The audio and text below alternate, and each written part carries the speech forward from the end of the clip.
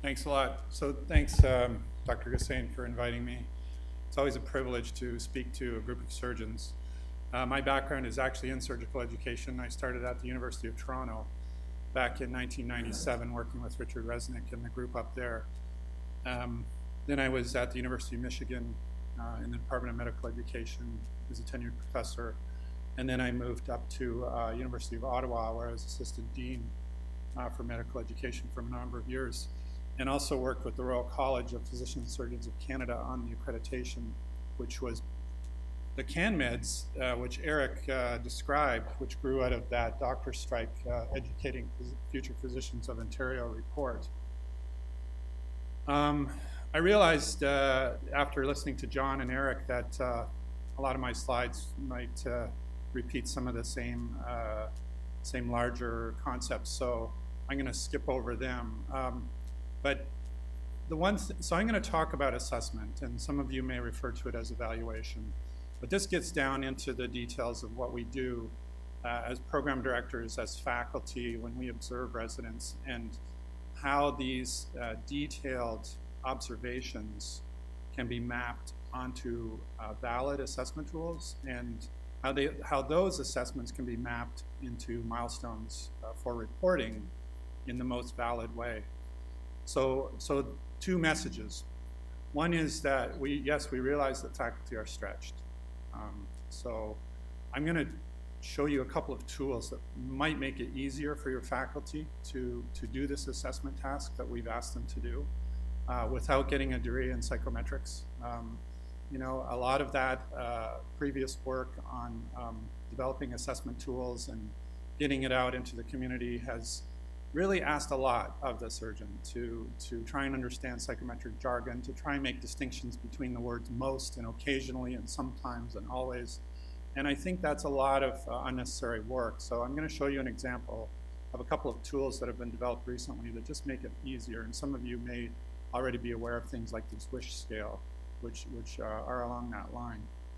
So faculty are stretched, and I'm going to show you a few examples of how we can make it easier for faculty to do this important work.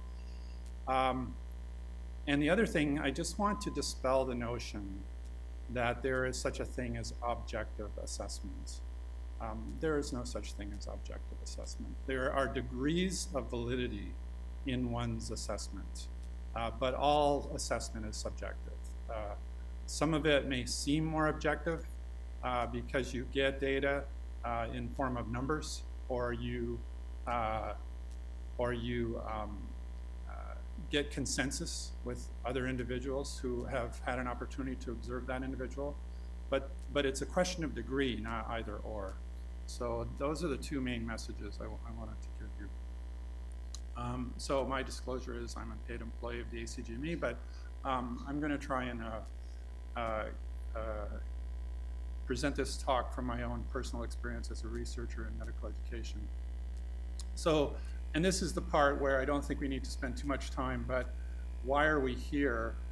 It's public accountability. And this paper by Tom Nask and others from 2012 really highlights in a very concise way what we're doing with the next accreditation system, and in fact highlights the importance of milestones within the next accreditation system. So I see, and it's the reason I came to Chicago to work with the ACGME, is because I see milestones as the key to understanding how we can improve accreditation and protect the public in a better, more systematic way than we've done in the past, and how to keep improving it over time. So this is what the milestones look like. This is your typical sub-competency. So under patient care, you would have history, for example. I think this was taken from emergency medicine or pediatrics, I can't remember. But the point is that a milestone, a specific milestone, is one of those passages. So that's what we're looking at when we talk about milestones. And this is what we look at in most specialties. We have 5 levels of milestones during the residency training and even fellowship training, which some might argue is not the best model to expect 5 levels of graduated progression during a 1 or 2 year fellowship program. But that's a question of debate that we can probably bring back and make adjustments in the future. But for most programs, 5 levels is probably reasonable. And we set generally the target for graduation at level 4. So the idea was that any graduating resident from this program should be meeting those level 4 targets. It's not a requirement, okay? No program director is required to report level 4s for graduating residents. It's recommended target, but you still have discretion as a program director to make a decision about whether that resident is board eligible or not. And that's very important because, as we'll see, the certification process should catch that, and there's other mechanisms for protecting the public. So this is what the data looks like so far. This is not published yet, but milestones data even from June 2015, we're actually now waiting on the June 2016 data to be processed, and then we'll publish a full annual report of milestones data. This, I think, was taken from neurosurgery, which is a 7-year program. But as you can see, there's a level of progression. These are medians and box and whisker plots, which show some outliers, which are very interesting, which means that you get even graduating residents. I think it's probably better if you, oh, you don't, oh, you can see that, yeah, you can see that. Which I think is actually a good thing, because it shows that you're making decisions about graduating residents, but they haven't reached level 4. And that brings to question whether the milestones themselves are actually a good fit for your program or a good fit for your specialty, which is a good thing. That's the quality improvement, educational quality improvement data that we need. Because if you tell us that in your program these milestones don't fit, then we need to adjust the milestones. Or if you tell us that the burden for assessing and getting this information is too much or irrelevant to what you're doing in your program, then we need to know that as well. And we need to help you align with the spirit of what we're trying to accomplish, which is make an honest judgment about the resident's underlying ability, and then report it honestly, like John was saying. So these outliers, when I see them, they are very healthy things. I like seeing this general trend, the central tendency of progression. That's reassuring. But I even question whether all of that data represents the resident's true underlying ability. I'm going to say probably it does.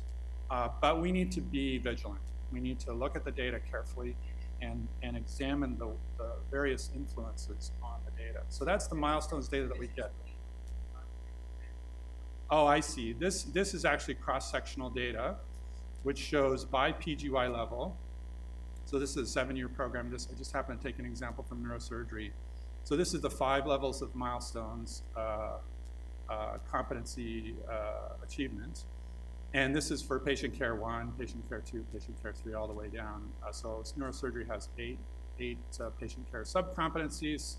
I can't remember exactly how many are in plastic surgery, but the principle is the same, that the median or mean actually is almost identical in the middle of these box plots, and then the box plot itself is interquartile range, and this is the range, and then we left provision for some outliers beyond the range.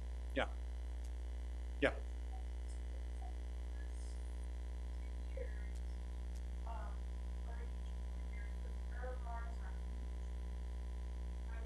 Yeah. They're not error bars, they're basically 10 to 90th percentile. So on the box plot, you have the median, then the interquartile range, 25th and 75th, and then the range represents 10 to 90%. So it's not error, it's just that you have people that are out on those lines. Yeah, exactly. So it's really, think of it as the 10 to 90% range, and then those circles represent people who go beyond that range. Yeah.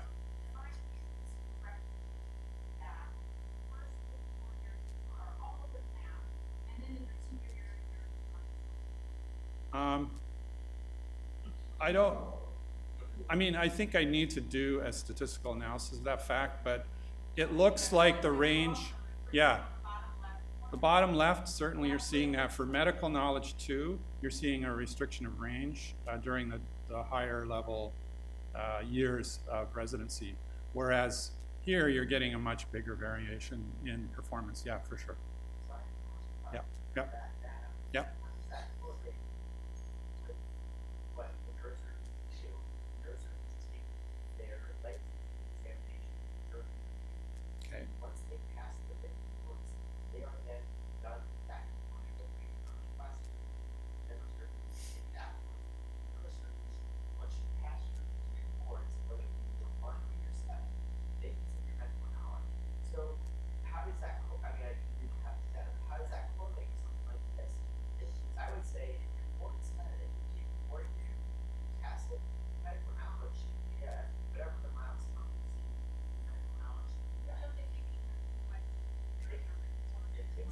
They typically, that's programs. I know that our program, they start to get quite a lot of but Well, these are two independent assessments of medical knowledge in effect. Yeah. Well, that's the thing. Yeah.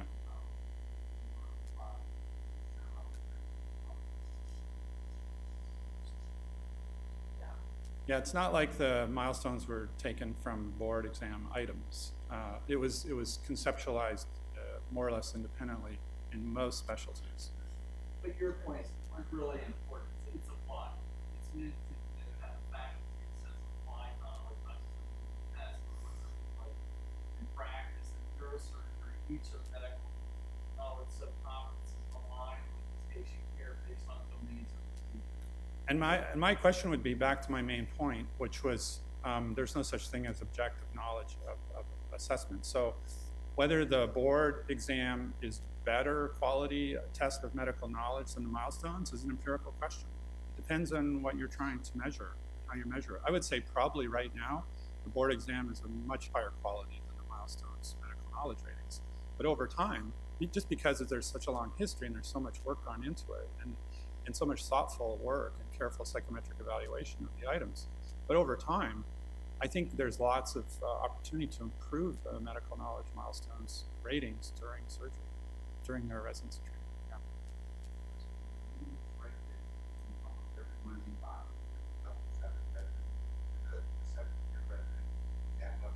Yeah. Don't know what that means. Have to follow up. So this is where quantitative and qualitative data methods use to be mixed. Yeah, we're hopeful. I don't know. Honestly, I don't know what happened there, but that's the data. Yeah. Yeah. And that's the beauty of it, right? I mean, we're getting this data now, and we're able to follow up and interpret the data. So, yeah, it's overall data.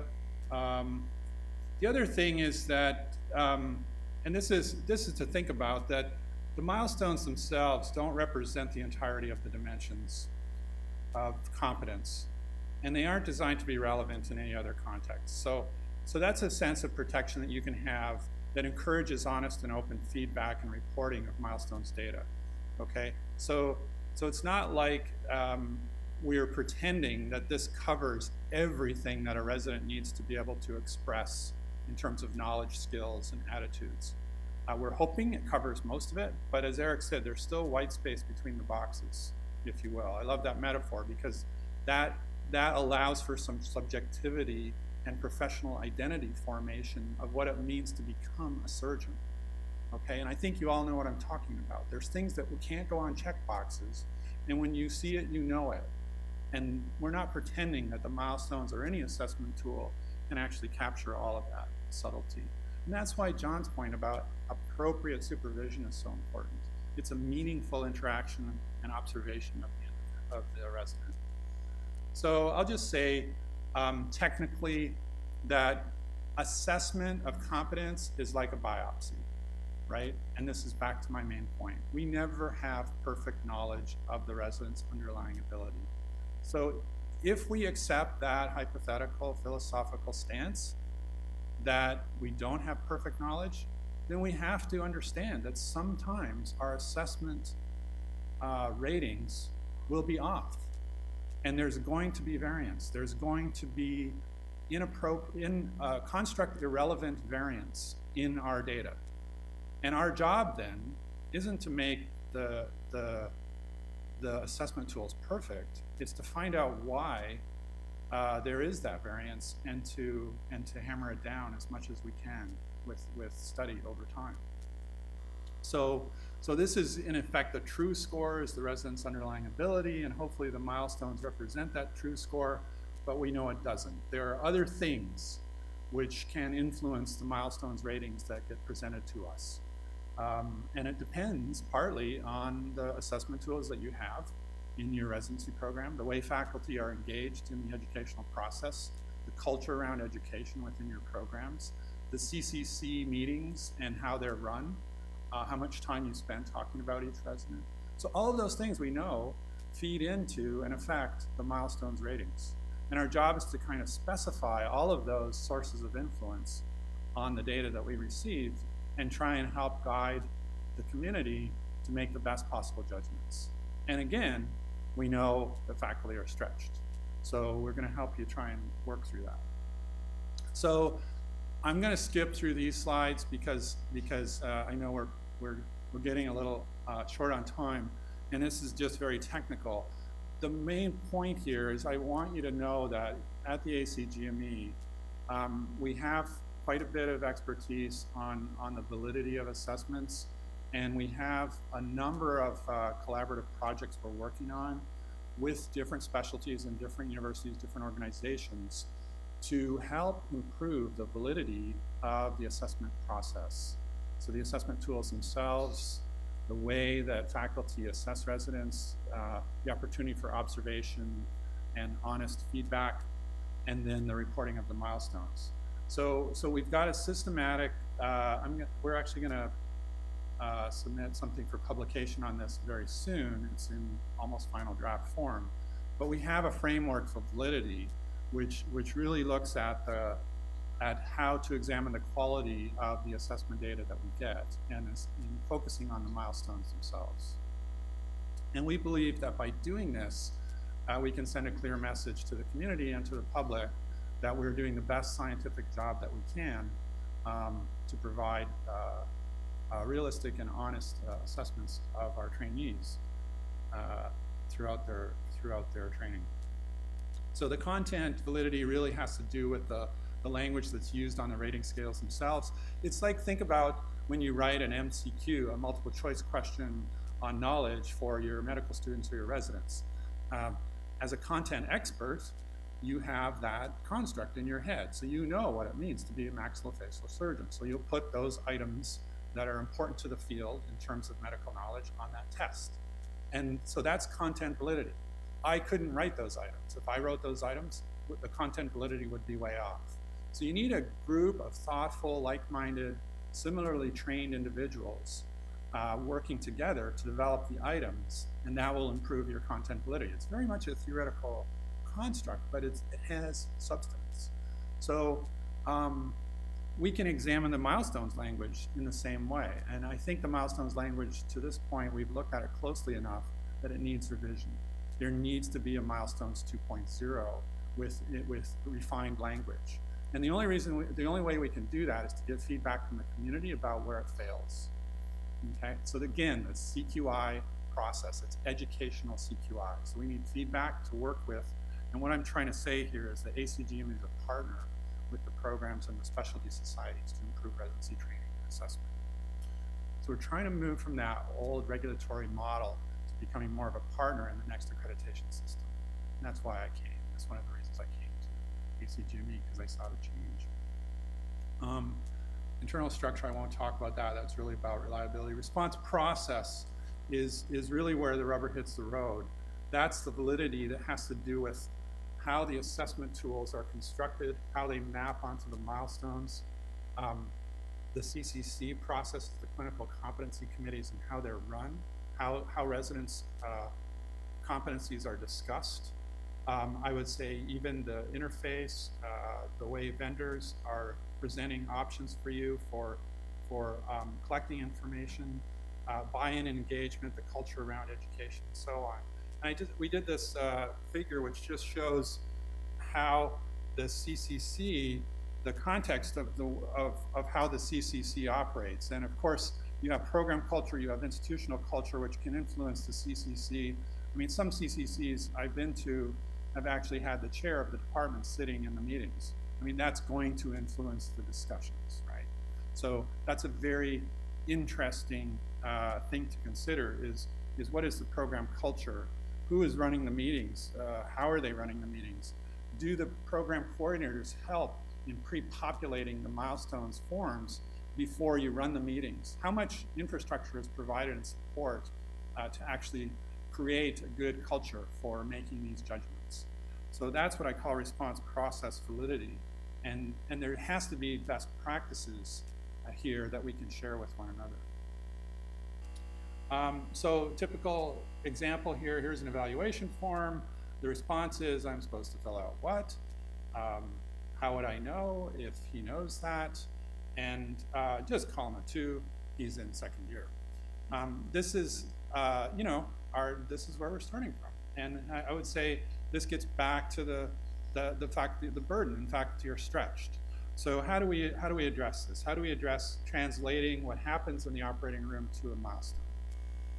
And the idea is that we just have to think of this as a construct being measured, and that there are examples of behaviors that fall into each of the categories that we need to observe.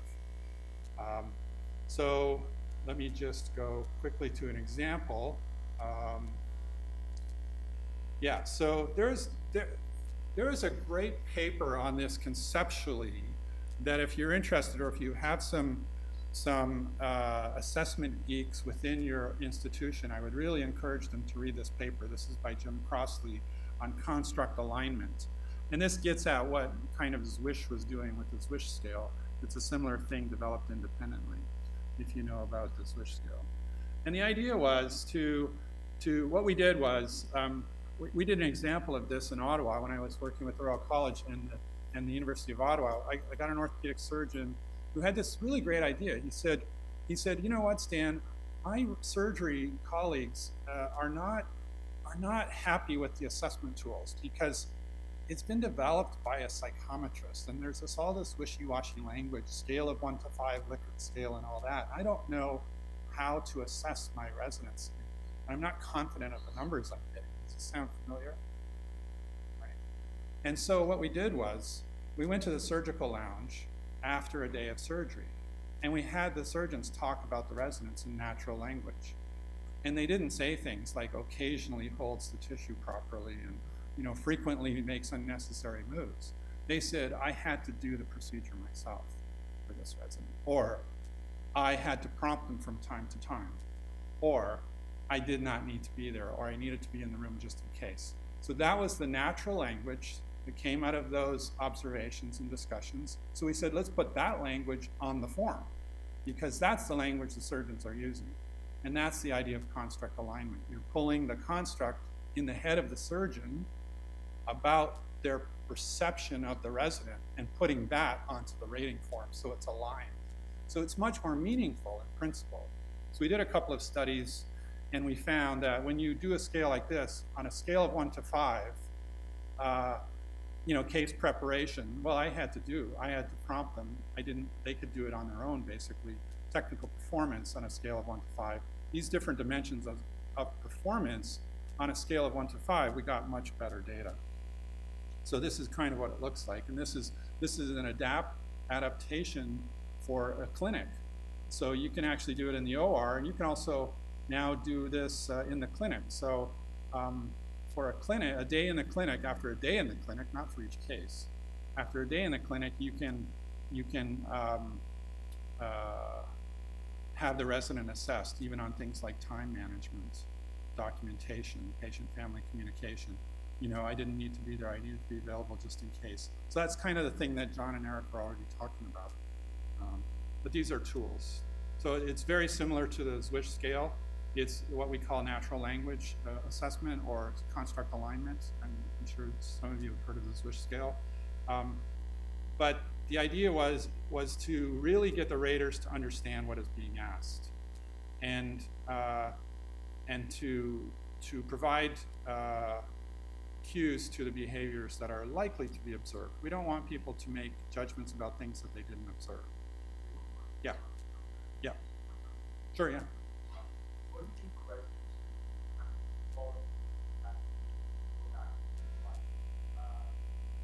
Yeah.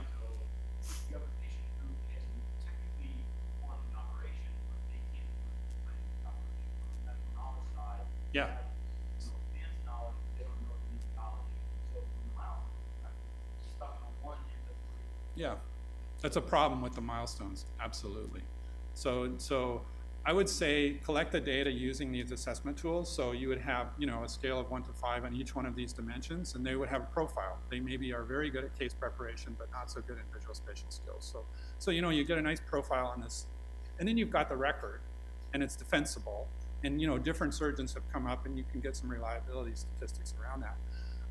But then the discussion in the clinical competency committee is how do you map that onto the milestones? And the milestones we know have some problems with, yeah, they're good at one thing but not good at another. So, and it's asking me for one number, and I have to kind of split the difference. So that's where we need feedback from you to kind of say, well, these are actually 2 different dimensions, and the milestones need to be revised. So right for now, I would say you got to split the difference, and you got to try and determine if the difference is really critical, right, in terms of patient safety, and make that deliberation, you know, honestly during your CCC meetings. Because part of the point of the next accreditation system and the competency-based movement is that we have a defensible stance in the ratings that we make, that we're not shy of saying a 2 out of 5 when we really mean 2 out of 5, because there's words behind it, there's concepts behind it. It's not just a number. Does that help? Okay. And that's what I have. So I can take a few more questions. Yeah. Thanks a lot.